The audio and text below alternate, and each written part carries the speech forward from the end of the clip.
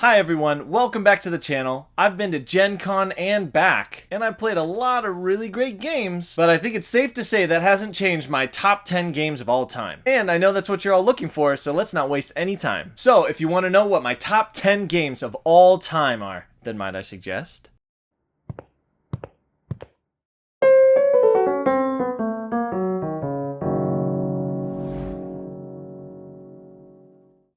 Hi, I'm Alex from Might I Suggest a Game, a channel devoted to helping you find your perfect board game. Now I know I said I was going to get straight into my top 10 games of all time, but don't forget, there's a giveaway involved.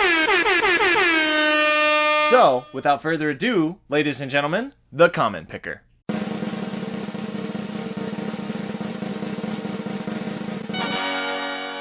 Congratulations to Krista Unland for winning your brand new copy of Takedo. When you see this, send me an email at mightissuggestagame@gmail.com so I can get your info and get you your game ASAP. And for all of you viewers that aren't Krista Unland, don't worry, there's still one more chance to get an awesome game. After I go through my top 10 games, I'm gonna open up one last giveaway at the end of this video. And I don't want to give away any spoilers, but it's one of my favorites.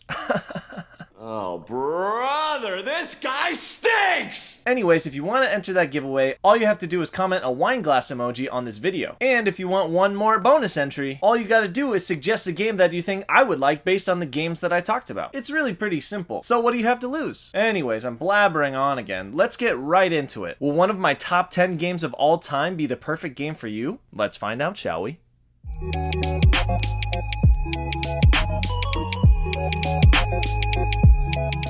Alright, starting off strong, number 10 on my top 10 games of all time list is The Crew. The Crew, The Quest for Planet 9, and also the follow-up, The Crew Mission Deep Sea, are two of my most played games of all time. And for a good reason. First off, they're super easy to get to the table. The Crew uses a really simple trick-taking mechanic, plus it's all cooperative. So if you're from the Midwest like me and grew up on games like Euchre and Hearts, this one's a no-brainer. Both my family and my in-laws love this game, and we've gone deep into the night playing this one. The second reason why it gets to the table so much is because it kinda has this ongoing campaign mechanic. As you go along, they have missions in a logbook that increase the difficulty of the game. Not only does this give you a sense of accomplishment when you complete a level and make you feel like you've really progressed since the beginning, but it also eggs you on so that you're always saying, oh, maybe just like one hand more. And I love that in the game. The Crew is one of those games where if you have a table of committed folks, you can really play all night long and not get tired. I also will say that I appreciate the improvements that they made in the second version, which make the game a little bit more accessible, even though it's definitely not easier, which I feel like is pretty hard to do. I really just love everything about this game, and the only reason why I might not get it to the table is if someone was a little bit against trick-taking. But once you understand the trick-taking mechanic, The Crew is simple, it's easy to teach, it's easy to learn, and it is a blast to play. I've talked about The Crew multiple times on my channel, including the list of top games that are under $20. So if you see this one on the shelf at a Target or your local game store, and you haven't played it before, I'd snatch it up right away. Give me that. What? Give me that. So, if you're looking for a cooperative trick-taking card game that emphasizes teamwork and uses missions to increase your difficulty, but also increase your satisfaction as the missions get harder, then might I suggest The Crew.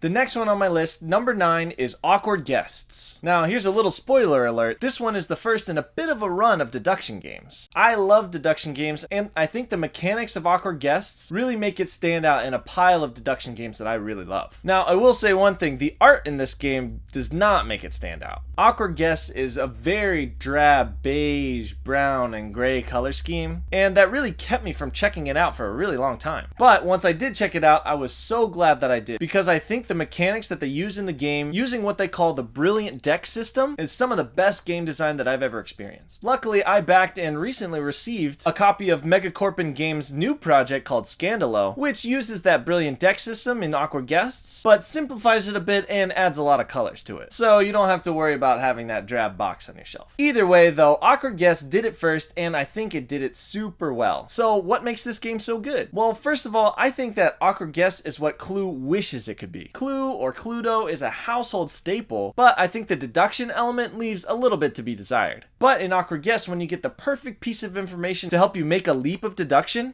it just feels so good. When I play Awkward Guess, I really feel like I'm in the investigation, and I get super invested in figuring out the answer. The other thing I like about Awkward Guess is that there is a little bit of strategy to how you give out information. Now, in the game, you'll have these clue cards that you'll be trading to other players to barter for more information, but there's some clue cards that are so good that you really don't want anyone to get their hands on. Because of this, you have to be really clever about what information you're willing to trade and what information you'll discard at the end of the round. If you don't give out any of your information, you won't get any back, and you won't be any closer to finding the killer. So it's a very delicate back and forth of giving information, receiving new information, and hopefully being able to make leaps of deduction that'll ultimately lead you to the killer. Every time I play this, I start the game being completely clueless. It all boiled down to one inevitable conclusion.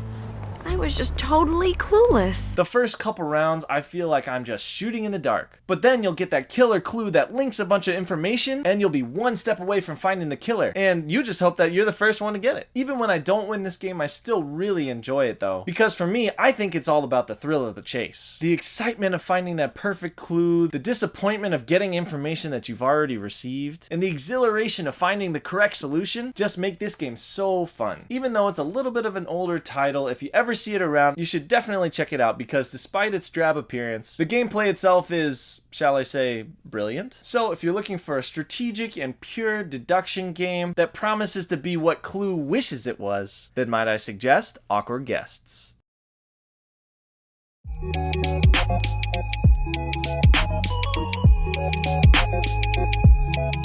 Alright, number 8 on my list of top games of all time is So Clover. Now, despite the somewhat cheesy theme, So Clover is definitively my favorite party game of all time. And in some ways, you could consider it a deduction game, so it keeps the streak alive. Anyways, So Clover is an amazing hidden word party game for 3 to 6 players that every time I play it ends in hysterical laughter one way or another. The concept of the game is simple. Everyone is going to start with this funny clover-shaped board. And on that board, they're going to put these square clue cards that have clues all along the edges. Now, when you place them on the 4 spots on your clover board, you'll notice that there are 2 words on each edge of the board. Now, your goal is to write one word that connects those 2 words in some way so that when you take the clue cards off, add an extra one in and shuffle it together, your teammates will be able to identify which 2 words go where on your board. The concept is super simple, but coming up with the words is harder than you think, and it certainly leads to some ridiculous answers. Honestly, some of the best clues are given when your brain completely shuts off and you can't think of anything, and you just throw a random word in there hoping that someone will get it. Then when your teammates eventually guess it correctly, you've got a built-in inside joke.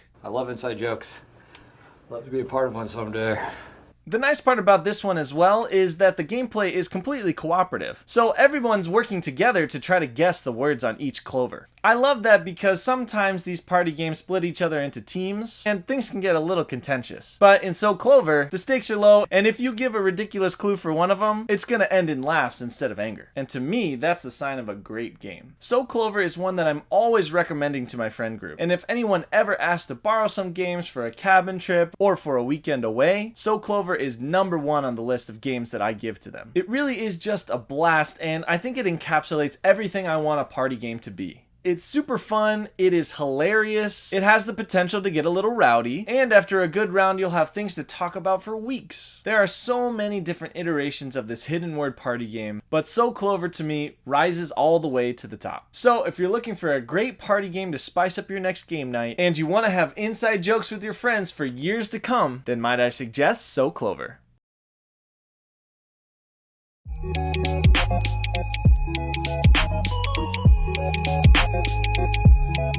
Alright, lucky number 7 on my list of top games of all time is Mind Management. Now the subtitle for Mind Management is the Psychic Espionage Game, in quotation marks. And if that sounds mysterious, it's because it is. Mind Management is one of the most unique games that I've ever played. If you've watched any of my videos before, then you'll know that I'm kind of a sucker for games that bring out new mechanics or are unlike any games that I've seen before. And Mind Management definitely lives up to this billing. Mind Management at its core is a hidden movement deduction game where one player is playing against up to 4 other players. And notice how I said deduction game there, that makes 3 in a row. Anyways, in the game itself, one player is behind the screen playing as the mind management agent, scouring the map for recruits. Meanwhile, the other players will play as rogue agents, trying to track down the recruiter and expose them before they complete their objective. Now, this is easier said than done. The recruiter has some special abilities, and they also move in silence. Real G's move in silence like lasagna. So it takes some great teamwork and some savvy deduction skills to try to narrow down where the recruiter might be. This game is super close and exciting the whole way through, no matter which side of the screen you're on, and to me, that makes a great game. In my place of mind management, the game has been decided more often than not on the last turn, where rogue agents are making last-ditch efforts to try to figure out where the recruiter is, and the recruiter is desperately trying to evade them or keep a straight face if they know they're right on them. It is just a thrilling experience all the way through, and I don't think any other game has gotten my heart rate as high as this one. Another cool thing about this game is there is a little bit of a legacy component as well. Based on who won the last round, the losers of the round get to choose a special power that'll even the playing field a little bit for the next time up. I thought that was a really cool addition to the game, and it makes you want to play it over and over and over to try out all the different powers. Now, if that was it, I think the game itself would be so solid and would probably still be in my top 10, but one thing that really puts it over the top for me is that this game doesn't just exist in a vacuum. The world of mind management is based off this amazing graphic novel series from artist Matt Kindt. I got a chance to read some of the graphic novels before I played the game, and that just made the experience so much more rich for me. I think it's a standalone hidden movement deduction game. This game would have been great, but the fact that it's super thematic as well definitely solidifies it in my top 10. So if you're looking for one of the most thematic games that I've ever played that uses hidden movement and deduction to craft an incredibly immersive experience, and you're looking for a set of graphic novels to pick up, then might I suggest Mind Management.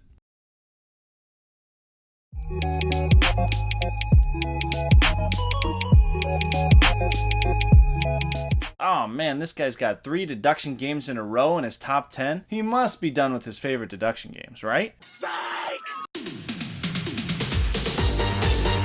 Coming in at number 6 on my top 10 games of all time list is Detective, a modern crime board game. Now, I remember hearing about Detective when it first came out, and I thought, man, this feels too good to be true. I mean, it promises to be this immersive detective experience where you really feel like you're solving a case, and there's so much information to sift through and clues to follow that it's physically impossible to follow all the clues in the case. That, to me, sounded like it could be an upgrade from Sherlock Holmes' Consulting Detective. That is a very immersive game, but still very play at your own pace. But when I finally got my hands on Detective and got a chance to play that game, boy, let me tell you, I was obsessed. I remember being at my in-laws and spending 3 to 4 hours with them, really trying to nail down the details of this case. It really felt like we were in the back room at the police station, sharing evidence and digging through clues to try to figure out who the culprit was. And at the end of those 4 hours, I couldn't believe the amount of time that had passed because I was so invested in the game that it felt like it was 30 minutes. Now, I will say, Detective is not for everyone. This one requires a lot of focus and a lot of investment by the people involved to really get into this game. But if you've got a group of folks that are really excited to dig into a mystery and solve it even if you don't have all the clues, then this one is going to be a perfect one for you. I've played all the cases in Detective, I've played Detective Season 1, and I've played a lot of the auxiliary cases as well. And every time I play it, I'm just reminded why Detective is one of my favorite games of all time. As soon as I open up that database on my phone, I know I'm about to buckle into a super immersive ride where I really have to be intentional about the clues that I take and the places that I go to so that I can make sure that I can solve the case at the end of it. In this game, every decision feels like it's the most important decision that you've ever had to make. And I love the pressure of that because it really makes you feel like you're solving a real mystery. I'm a mystery buff and obviously a deduction game fan. And so even though I had really high expectations of Detective before it came out, those expectations have been totally shattered for the better. So if you're looking for a pure deduction game that really makes you feel like you are in the situation, being a detective and solving a true mystery, then might I suggest Detective.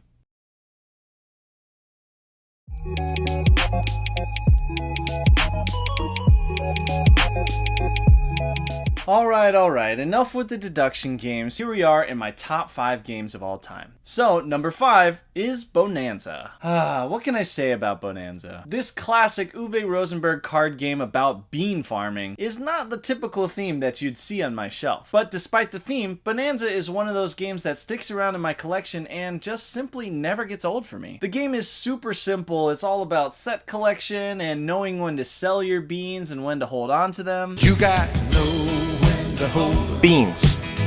know when to fold Beans. But there's always this little element of negotiation in it that can add a little spice to the game depending on who you play it with. When I play this game with my family, let's just say the deals are flying around the table. And usually I get the raw end of the deal, but I still have a blast playing. The main tension of Bonanza is the fact that you have to keep the cards in your hand in the same order that they were drawn. You'll draw cards into one side of your hand, but you'll play them from the other side of your hand, meaning that in order to get your beans in the correct order that you want them to be in, you'll have to do some rearranging by getting rid of some cards and giving them to other players. The whole concept of the game is super simple and really easy to teach to new players, but just ends up being a blast every time I play it with, no matter who I'm playing it with. This game is probably one of the oldest games on my list. It came out in 1997, but for a game to have lasted that long and still be so good, I just think that's a testament to the quality of the gameplay. Now I will say, those crazy little bean illustrations on the game are somehow endearing, but definitely not something that gets people to take it off the shelf. But if you can get past the weird illustrations and the, let's just say, unique theme of bean farming, then I promise you, you'll really enjoy this one. So if you're looking for a fun card game for your family that plays up to 7 players, and I'll have people yelling across the table and laughing all night long,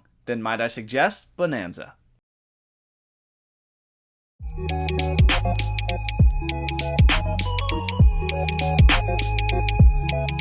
Alright, the next one on my list, number 4, is a game that I kind of picked up on a whim. I like the production, and I really like polyomino games, but I'm really glad that I did pick this one up. It's the Isle of Cats. Now, I'm about to say something that might make a lot of board gamers not so happy. Personally, I'm not really into cats.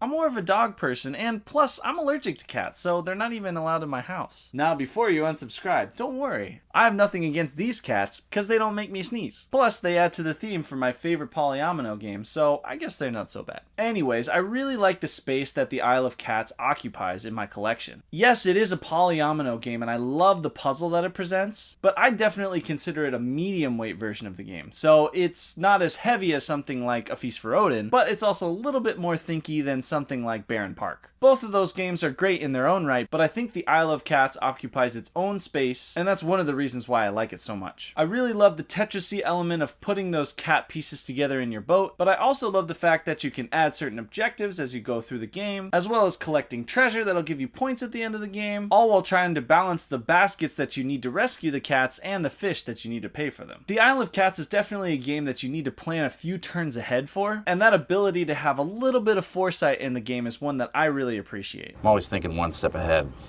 like a carpenter that makes stairs. The production quality of this game is great, but I remember when it was first coming out from Kickstarter, and this production quality was considered off the charts. Now in 2022, the productions of games has kind of caught up, but I feel like the Isle of Cats was one of the first to really do it big. Anyways, the art in the game is great, and even though the game has a few different mechanics going on at any given time, everything is fairly simple to explain, which gives new players the opportunity to pick it up fairly quick. Also, I've recently started playing this game more on Board Game Arena, and that has really shot it up my list because I remembered how good of a game it was. Because it's sort of a bigger box, it's a little bit harder to get to the table sometimes, so I'm really happy to be playing multiple turn-based versions of this at the moment. Anyways, I think the Isle of Cats is a really complete game that utilizes polyominoes in a way that's really engaging and fun. So if you're looking for a game that's all about cats, that combines a Tetris-like puzzle with some simple drafting mechanics and some amazing art, then might I suggest the Isle of Cats.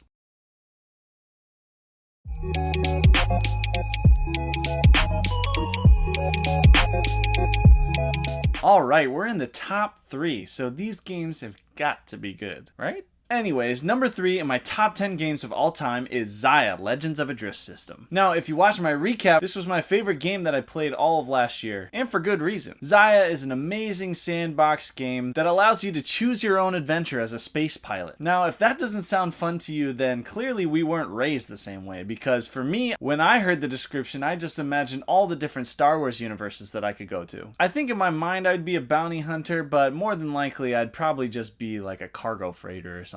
You know, whatever pays the bills. Anyways, Xia is a fantastic game, and one of my favorite things about it is that you can really tell that this game was a passion project from designer Cody Miller. Every single detail of this game is super well thought out, and you can just feel the passion that comes from all the extra content in the game, the production of the game, even the concept of the game. I just feel like this game might have been in Cody Miller's head since he was born, and the fact that he was able to get it out of his head and make it into a real thing, I just think is amazing. Plus, Far Off Games is actually not far off from where I live, so they get a little bit of hometown advantage. But speaking strictly about the gameplay, I think my plays of Xia have been some of my most exciting board game experiences I've ever had. In Xia, you're a space pilot, but you can pretty much do whatever you want. Do you want to deliver rare minerals to different planets across the universe? Do you want to be an explorer who goes out into unknown sectors? Do you want to be a bounty hunter who hunts down bad guys, or maybe good guys? You could really be any of those in Xia, plus more, which means that every time you play, it feels like a different experience. This game is also a game about knowing when to push your luck. The nice part about it is when your ship explodes, because inevitably, your ship is gonna explode.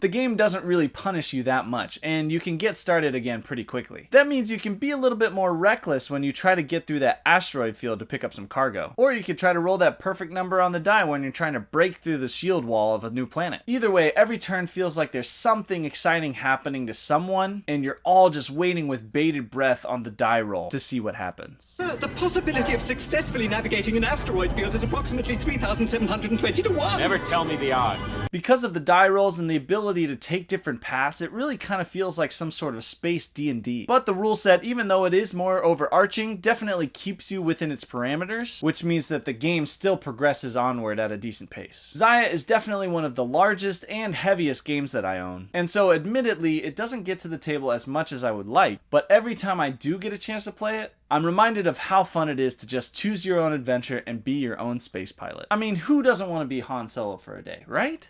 Hey, it's me. Anyways, I've heard this one is pretty tough to come by, so if you see a copy of it somewhere, or if you know someone that has a copy, get it out to the table as quick as you can because you will not regret it. Xia is one of those games that I just want to thank the designer for making because it is just a fantastic experience. So if you want to start your journey as a brash young space pilot and you want a game that'll immerse you in its universe for hours, then might I suggest Xia, Legends of a Drift System.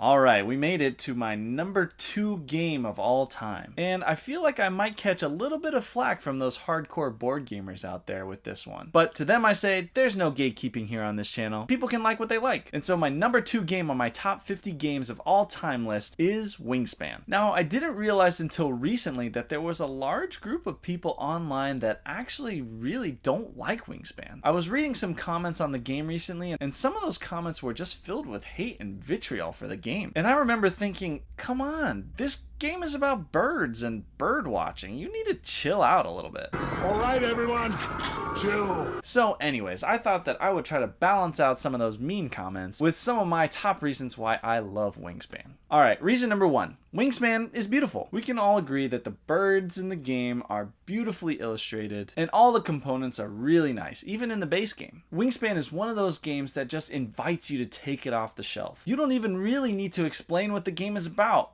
All you have to do is see that beautiful illustration on the front of the box and people want to play it. Which brings me to number 2 of the reasons why I like Wingspan. Not only do they see this game and they want to play it, when they do play it, they really enjoy it. Now I can see why a seasoned gamer might not be thrilled with the depth of gameplay in this game. But to its target audience, which I think are people that don't play a lot of board games or that are new to the hobby, this game checks all the boxes. It's inviting, the components are really nice and tactile, which makes you want to play with the game. And even if you're just there for the birds, the illustrations will not let you down. Plus, the gameplay, although it's a little bit of a step up from most family games, is fairly easy to grasp once you get into it, and as long as you have someone explaining you the game that knows what they're talking about, then this one is going to be a fun experience for everyone. Which brings me to point number 3. This game is a learning experience. The first time you play Wingspan, you may not understand what all of the bird cards are going to do, or how important the objectives are, or how important the birds on your board will be. But the game does such a good job of teaching you those things during the game that after your first play, you really want to play again. It's definitely one of those games that takes a few plays to really get the hang of, but once you do, it becomes really easy to get to the table because it has great replayability. I mean, in just one game, you don't go through nearly enough of the bird cards, so you need to play again just to see more of those birds. Plus, the mechanics and the way you build up your tableau in front of you change from game to game, which means that there's never one strategy that's always going to work. I love all the different mechanics included in the game, like set collection and drafting and tableau building, and I love that it opens the eyes of newer gamers to these types of mechanics. Which brings me to my fourth and final point. I love that Wingspan is a great gateway game. One of the best of all time in my opinion, because not only do people who play Wingspan want to play Wingspan again, they want to play games like Wingspan as well. Wingspan shows people that don't play board games that board games are actually cool, and Wingspan shows people that are new to the hobby that board games can actually be this fun. Once they've played Wingspan, they can then take their favorite parts of it and look for games that use those same mechanics. The tableau building and the drafting and the set collection all have great iterations throughout the board game universe, and if you like any one of those mechanics, you could probably find 10 more games that use it in a different and exciting way. I love seeing videos of people like Mandy Patinkin trying to learn Wingspan.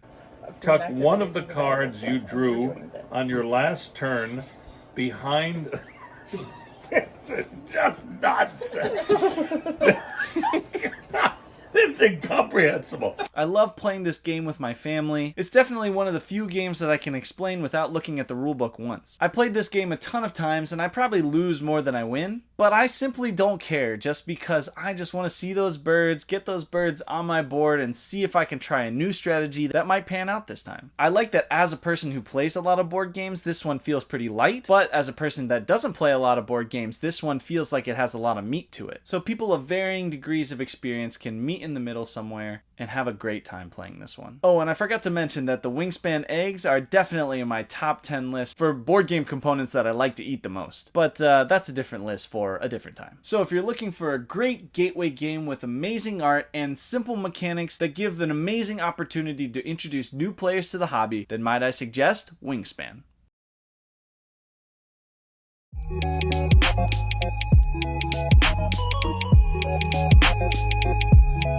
Alright, it's the moment you've all been waiting for. My number 1 game of all time.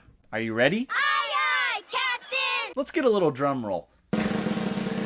Alright, my number 1 game of all time is Scythe.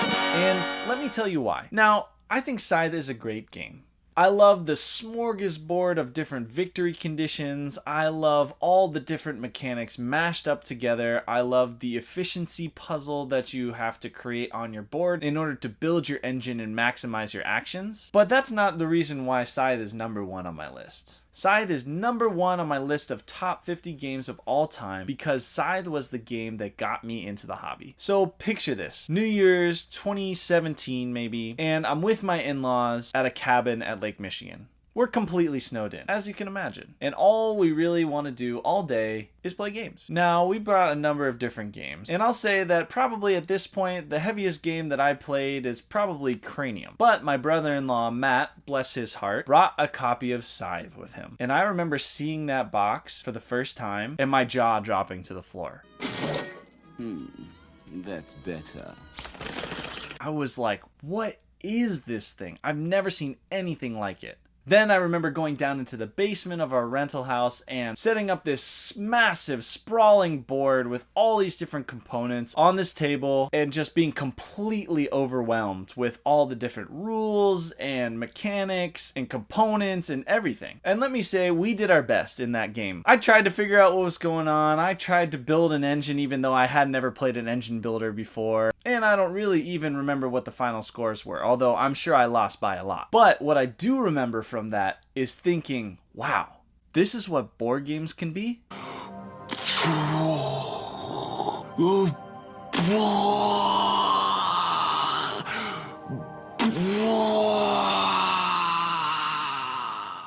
me, up to this point, it was Clue, it was Scrabble, it was Boggle, it was Cranium, it was Scattergories. It was just kind of party games that were light and scratched your brain a bit, but never really did anything for me. But as soon as I played Scythe, the only thing I could think about was how I could get better at this game. As soon as we got back to Portland, I put a price alert on this game, and at the first sign of a discount, I went ahead and pulled the trigger on it. Scythe is absolutely one of those games that I'm never going to say no to. And part of that is because it is a little bit harder to get to my game table these days. However, almost every year I do coerce either Liz or some of my friends to play it with me for my birthday.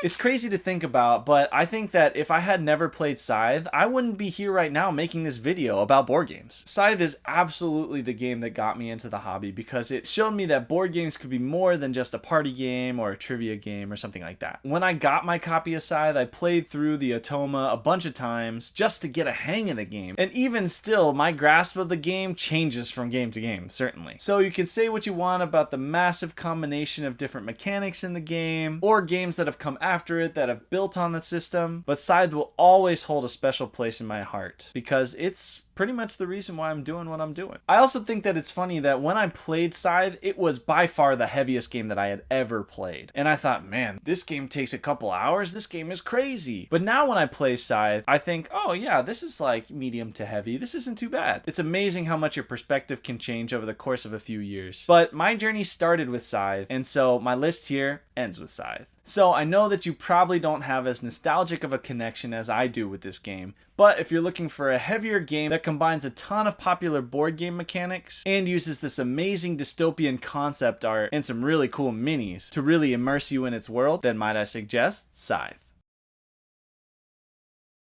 Well, that was really fun. I just got to talk about my 10 favorite games of all time, and you listened, right? Either way, I hope you enjoyed this list. If you didn't get a chance to see the other ones in my top 50, feel free to go back and check those ones out as well. But I don't want to end this video with you thinking that I forgot my giveaway. So without further ado, the game that I'll be giving away for my top 10 games of all time is, well, you know, it had to be this one. It's Scythe. I'm giving away a copy of my #1 favorite game of all time. So if you want to win a copy of this game and make your own nostalgic memories with it, then all you have to do is subscribe to this channel, drop a wine glass emoji in the comments, and if you want a bonus entry, drop a suggestion on a game that you think that I would like based on my top 10. We're really close to 1,000 subscribers, so tell your friends and family so you all can get a chance to enter the giveaway. Anyways, thank you so much for checking out this video, especially those that have been with me through my whole top 50. I really appreciate the support, and I can't wait to keep making more content for you. Please don't forget to like, comment, and subscribe so I can keep growing this channel and keep helping you find your perfect board game. Once again, this has been a Might I Suggest a Game production, and I'm Alex, your board game sommelier, signing off.